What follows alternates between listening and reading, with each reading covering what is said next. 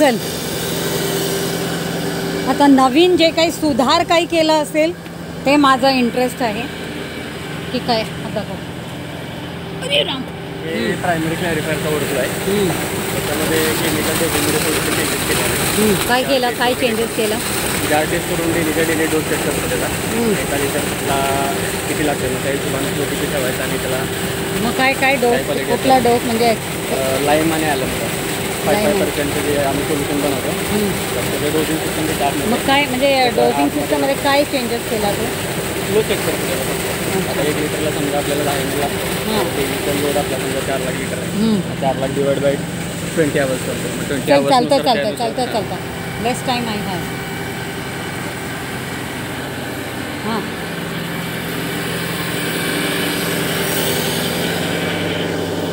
फटाफट चल, तुझ्या मागे फटाफट कारण ऑलरेडी मी पाहिली आहे ना, असं नाही की नाही पाहिलं.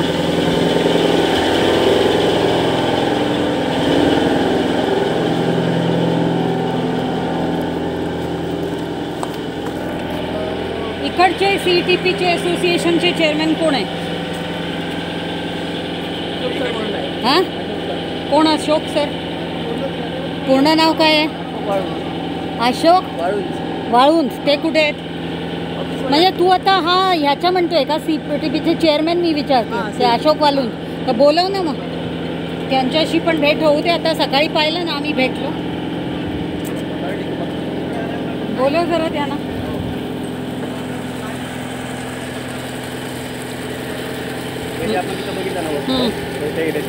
आता किती कंपनीचं येते हे सगळं? आता इथं आपल्याकडे जवळपास 75 कंपनी आहेत. 75? तिथे फक्त 12, तुमच्या इथे 75?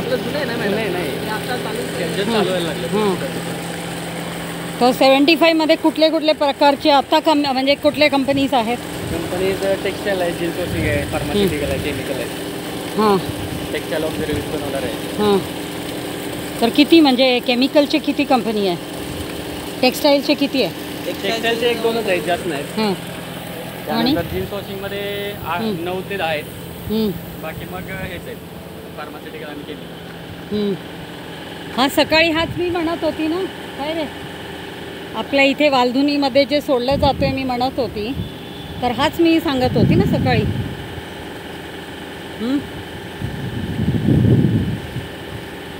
मिस्टर दरेकर, हा वालधुनी नदी, तुम्ही आले का कधी इथे? हा वालधुनी नदी आहे आणि हा जो वालधुनी नदी आहे ह्याच्या बाजूला आपला हा प्लांट आहे आणि आपण इकडनं आउटलेट ह्या नदीमध्ये घालतो. आपला कशात जातो? त्या कलेक्शन टँकमध्ये MIDCच्या कलेक्शन टँक म्हणजे खाडीला लाईन जाते ना, त्या लाईनला. हो पण डायरेक्टली तुम्ही सोडताय ना मग आफ्टर ट्रीटमेंट. हां आता मला फक्त जे इनलेट आणि आउटलेटचा ॲनालिसिस रिपोर्ट दाखव. आता लेटेस्ट ॲनालिसिस रिपोर्ट दाखवायचं आहे. कारण एक समजून घ्या मिस्टर दरेकर, आपला इंटेन्शन एकच आहे की what is the quality of inlet आणि आउटलेट. आता यांचं कसं ते कलेक्शन टँकला जात नाही, बाकींच्या कलेक्शन टँकला. आता एक मिनिट इकडे ये. जेव्हा कलेक्शन टँकला कोणाचा कलेक्शन टँकला जातो आहे? फक्त आपला जो इथे 75 जे कंपनीज आहेत, आता हा 75चा बोलला ना, तर हाच फक्त आपल्या डायरेक्टली त्या लाईनला आणि म्हणजे जिथे वालधुनीला है ना.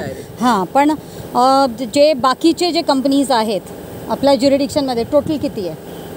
300-350 कंपन्या आहेत. 350. त्याच्यात 75चा हा आहे. रिमेनिंग आपला ते CTPचा या नेटवर्कला जाऊन जाते ना. नाही कलेक्शन टँकला. इथे कसं आहे, जेवढे रेड इंडस्ट्री आहे, जेवढ्यांचं वॉटर म्हणजे त्यांना आहे त्यांचं मेजर सगळ्याच कंपन्या 350 आपल्या हे नाहीत, इफ्लुएंट वाले नाही. काही म्हणजे फक्त जे अच्छा म्हणजे इथे जेवढे इथे जे आहेत रेडवाले सर्व इफ्लुएंट जनरेटिंग वाले. हां ते सगळं आला इथे. बरेचपैकी नाही, मला सांग किती एक्झॅक्टली सांग. हां म्हणजे कोणाचं येत नाही ते पण समजायला पाहिजे. कारण मला हे सांगू नको की हे हा आहे आणि ट्वीट होतो आहे. अंडरस्टँड माय पॉईंट. कारण आपल्याला तेच आयडेंटिफाय करायचं आहे की किती जणांचं येते आणि किती जणांचं होत नाही आहे. तर ते पण एक अकाउंटेबिलिटीचा. आता हा काय इथे कुठला रेल्वे स्टेशन म्हणजे हा इकडे बदलापूर आहे, इथे अंबरनाथ आहे.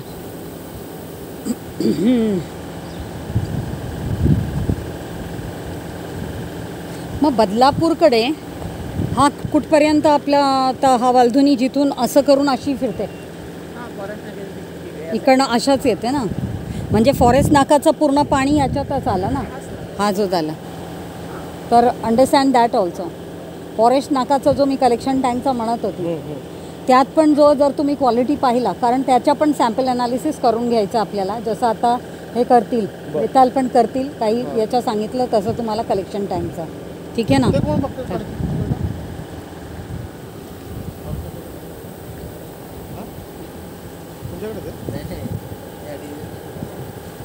कुठला डिव्हिजन? ये वालधुनी कैसे बह रही है हमारे में. कोट नाका से यहाँ से आती है, ये बदलापुर की तरफ है और यहाँ से ये वालधुनी का आपको दिख रहा है क्या कलेक्शन टैंक का किसी भी तरीके का जो अच्छा है, और उसके बाद में ये पानी ऐसे. तो आप समझ लीजिए कि कैसे नदी की हालत है. आता मला सांग की हा जो बनवला गेला आहे CTPचा हा वॉल आहे, ती नदी आहे, मग नदीला एवढा लागून वॉल कशी होऊ शकते आणि कोणी बनवला हा प्लांट? कोणी बनवला? कधी पण असू दे, कोणी बनवला? हो, पण असोसिएशनचा म्हण है ना, CTP असोसिएशननी बांधलाय. मग नदीला लगेच लागून हा वॉल कसं काय होऊ शकतो? वॉलला लागून कशी काय अशी होऊ शकते? कारण नदीच्या फ्लड लाईन आणि ब्लू लाईन रेड लाईन असं असतो, आणि हे फक्त एवढी रुंदी नाही आहे ना, नदीला कमी करून टाकलं आणि त्याच्यावर तुम्ही हे बांधलं आहे प्लांट. म्हणजे MIDCनी बांधताना पण किंवा तुम्हाला CTPवाल्यांना परमिशन देताना पण ते पण काळजी घेतलं नाही आहे. नदीवरच बांधलं गेलं आहे हा प्लांट पूर्णपणे. हा पण एक चुकीचा. कुठे गेला तो? ॲनालिसिस रिपोर्ट आणत होता. चल आपण खाली जाऊ तेव्हापर्यंत. तर इथे काय आता हा फक्त एरेशनचा आहे की डोझिंगचा पण आहे? हां, न्यूट्रिएंट डोझिंगमध्ये काय करतो आपण? हां, DAP युरिया बॅक्टेरियाला न्यूट्रिएंट. काय काय बोलला तू? काय टाकते? DAP आणि युरिया. अच्छा, DAP. पण ते हे किती कसं घेतो त्याच्या डोजेस सेट केलेलं मी देतो. हां, आणि बॅक्टेरिया कल्चर नाही इन हाऊस डेव्हलप करतो, पण कसला बॅक्टेरियाचं कन्सॉर्शियम आहे? मला ते कुठला बॅक्टेरियाचं आहे ते पण दे. ठीक आहे ना. आणि दुसरा, जसं तिथे सांगितलं तसंच तुला मला एक हे देणं गरजेचं आहे, ॲनालिसिस मेटाजिनॉमिक्स करून, कारण ते केल्याशिवाय आपण ठरवू शकत नाही की किती हे लागणार आहे. म्हणजे कसल्या प्रकारचं आपण कन्सॉर्शियम, जे तिथे बोलली ना तसंच पद्धतीने तुमच्याकडनं मला पाहिजे. सॅम्पल पाठवायचे ना त्यांना. हां, सॅम्पल पाठवा. हां, म्हणजे मला मग ॲनालिसिस रिपोर्ट तुमच्याकडनं मिळेल. मग आता हा स्लजचा आपण काय केलं? मग कुठे जाते सगळं? कधी पाठवतो? म्हणजे एवढा तर जमा करून ठेवले. हां, आजच गाडी गेली. किती म्हणजे महिन्याला पाठवतो की कसं पाठवतो? महिन्यातून 2दा पाठव. महिन्याला दोनदा. आज किती पाठवलं म्हटलं? 3 टन. म्हणजे आपल्याला महिन्याला 15 दिवसांनी 3 टन निघते स्लज. पण त्या स्लजच्या काही हो, पण स्लजच्या काही हे यूज नाही मॅडम, ते लँडफिललाच यूज करतात. हे काय आहे ते? ग्रॅन्युलर ॲक्टिवेटेड कार्बन त्याच्यात ॲड करा. त्याला एवढा वेळ का लागतो आहे? आणि मला कन्सॉर्शियम रिपोर्ट पण दे जरा. मॉनिटरिंग सिस्टम जे ठेवलं आहे ना, हा पण थोडासा विचित्र, कारण 75 कंपनीजचं म्हणतो आहे, 75 कंपनीजचं म्हणतो आहे, आणि त्याच्यासाठी जे एक जो एक इन्फ्रास्ट्रक्चर वाईज आणि जे अरेंजमेंट असायला पाहिजे, हा तसं प्रकारचा हा एक फाइनल निकला हुआ. तो अभी आप सोचो, नदी में जो छोड़ने का अलाउड है उसका क्वालिटी, नदी में डालने लायक क्वालिटी होने के बाद ही छोड़ना है. ऐसा पानी नहीं छोड़ सकते. तो इसको टर्शरी ट्रीटमेंट के लिए भी मैंने इनको तभी भी बताया था. ये टर्शरी ट्रीटेड है क्या? तो ये टर्शरी ट्रीटेड है तो क्या ट्रीटेड है वो मुझे बताओ मैडम. इनलेट का सैंपल देखो और ये सैंपल. नहीं वो ठीक है ना, लेकिन आपको क्या कहा गया है? नॉर्म्स में ऐसा है कि नदी में हमको जो डालने के लिए जो क्वालिटी चाहिए वो, आप इनलेट का पानी का भी एक जार ले लो. तो ये अपना फाइनल प्रोडक्ट यहाँ से कहाँ से निकाला उसने? ये वाला.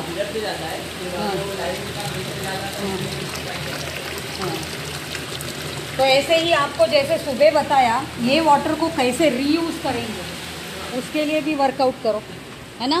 आणि त्यांना सुद्धा सांगितलं तुम्हाला सुद्धा सांगते आहे की आपण जेव्हा यांना वॉटर सप्लाय देतोय त्यात आपल्याला मग आता हे पण विचार करावा लागेल की आपला जो ट्रीटेड वॉटर आहे त्यांनी रियूज करायला पाहिजे. रियूज का? हां कारण मग आपल्याला तेवढा पाणी मग द्यायची गरज नाही. हां काय पाईपलाईन आहे त्या चेंबरच्या हळूहळू लागल वरती.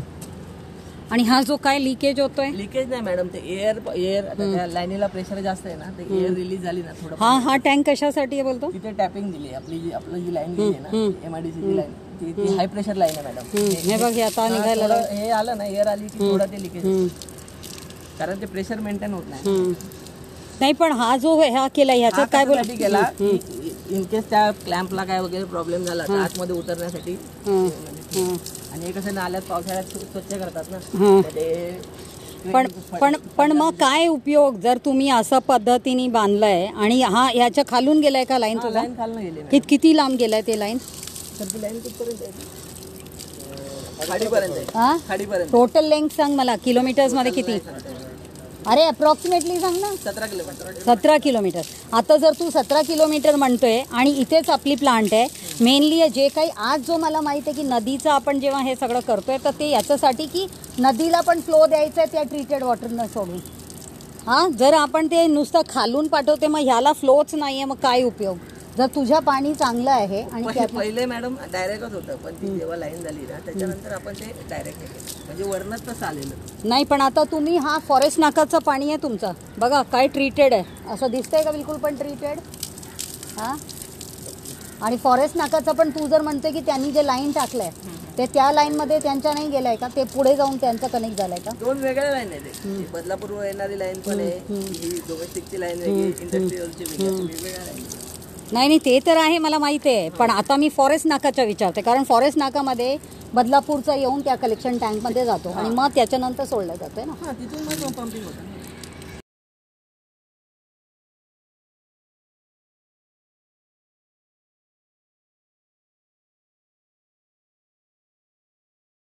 तुम्ही म्हणता आपण तसं करू आणि काही गोष्टी मला दिसलं पण तसं चांगला तर त्यांच्याकडे बघितलंय ना तसं तुम्ही मॉडेल ठेवायला पाहिजे. हां हे काय ठेवलंय सॅम्पल. हो पण इनलेट आउटलेटचा हे काय आहे म्हणजे इथे तर मला 3-4 प्रकार दिसते तर काय आहे. पहिला बिलकुल इनलेट तेच आहे का. हे इक्वलायझेशन आहे म्हणजे इनलेट हे प्रायमरी क्लॅरिफायर. हां हा सेकंडरी आउटलेट आहे. त्यानंतर हा एरेशन असेल आणि हा फायनलचा जो आता तुम्ही लास्टला बघितला बिकरमध्ये ते. ओके आणि तुझा हा काय आहे COD डायजेस्टर. ओपन रिफ्लेक्स मेथडने अनालिसिस करतो. कसल्या मेथडनी. Open reflux method. Open reflux method. हां आणि काय करतो आपण. टायट्रेशन आहे इथे कसला टायट्रेशन करतो तो. मग ह्याचा जो ह्याचा जो केमिकल हा जो आउटलेट हा कुठे जातोय. ह्याचा ड्रेन का डायरेक्ट वालधुनी बरोबर. Are you understanding. ते काही चेंबरला असू द्या मिस्टर दरेकर जर यांच्या ट्रीटमेंट प्लांट आहे त्याच्यातच ही पाणी पण तिथेच जायला पाहिजे कारण ही शेवटी केमिकल आहे. कळलं ना म्हणजे आपण ते काही फॉलो करत नाही. हां एवढा तरी आम्ही बोलायला नको ना. जे चांगलं काम करतात त्यांना एवढा तरी समजायला पाहिजे की आमच्याकडे जर हे आहे तर आता मला जरा 1-2 डब्यामध्ये ना यांच्यासोबतच देऊन टाक इनलेट आउटलेटचं पाणी. इथे डब्बा आहे तू घे जरा आणि दे इनलेट आउटलेट. तर आता कळलं ना हा पाणी पण तिथे सोडायला नको नदीत. हां पण हे काही मला हे नाही वाटलं की तुमचं ते काही लॅब आहे म्हणून बोलू नाही शकत. इथे काय कसलं हे आहे pH मीटर. हल्ली प्रोब्स आणि सेन्सर्स इतका सोपं आहे आपण घातला आपल्या खिशात घेऊन चालतो असं प्रकारच्या ठेवून आणि हे बघ किती घाण रस्टेड विस्टेड. हां लॅब पण आपलं एक अपग्रेडेड नाही आहे काय नाही आपण नुसतं टाईमपास 75 कंपनीजच्या आपण इथे हे करतो ट्रीटमेंट. तोच नव्हता. हां हा किती याचा टँक आहे. हां तर पण किती capacity. 5 lakh litre. 5 lakh litre. आता किती आहे. आता त्याच्यामध्ये जवळपास 3.5 लाख लिटर असेल. आणि हा काय आहे इथे? हा oil and grease tank. Oil and grease. हा काय आपण हे आधी सेपरेट करतो त्यानंतर इथे जातं का? आणि तुम्हाला प्रोसेस सांगतो. हां ही जी आहे कलेक्शन टँक आहे आणि ही इक्वलायझेशन, ह्या आपल्या जुन्या होत्या. हां त्यानंतर आपल्याला होल्डअप कपॅसिटी कमी पडली म्हणून ती जी गाडी लागल्या हां. ती एक कलेक्शन चेंबर आणि ती इक्वलायझेशन टँक हे नंतर आता हे बनवलंय. काय टँकरनी आपण आणून हां, एफ्लुएन्स हां, घेतोय हां, effluent पण ते आलेलं आपल्या इथे कनेक्टेड नाही आहे कंपनीजच्या एफ्लुएंट म्हणजे कशासाठी? कंपनीजच्या Pipeline through नाही tanker through आपण टँकर थ्रूच घेतो. अच्छा, मग ते असं आणून त्या तिथे टँकमध्ये सोडतात. त्यानंतर हां इक्वलायझेशन मधून हा इनलेट चेंबर आहे. या इनलेट चेंबर मधून ऑइल अँड ग्रीसला येतं. ऑइल अँड ग्रीस मधून बाय ग्रॅव्हिटी इक्वलायझेशनला घेतो. हां इक्वलायझेशन टँक मधून तिथं 2 फीड पंप आहे, तिथून जातं फ्लॅश मिक्सरला. फ्लॅश मिक्सरला केमिकल डोजिंग आहे. 5% लाईन आणि 5% आयलन. त्या ड्रममध्ये कलर रिमूव्हल एजंट आहे. इथून पुढे जातं ते प्रायमरी क्लॅरिस फ्लॉक्युलेटरला. फ्लॉक्युलेटरमध्ये पॉली इलेक्ट्रोलाइटचं डोजिंग करतो. तिथून स्लज सेपरेट करून क्लिअर पाणी येते बफर टँकला येतं. बफर टँकमधून USB ला जातं. USB मधून एरेशन मधून सेकंडरी क्लॅरिफायर, सँड कार्बर आणि विनॉस.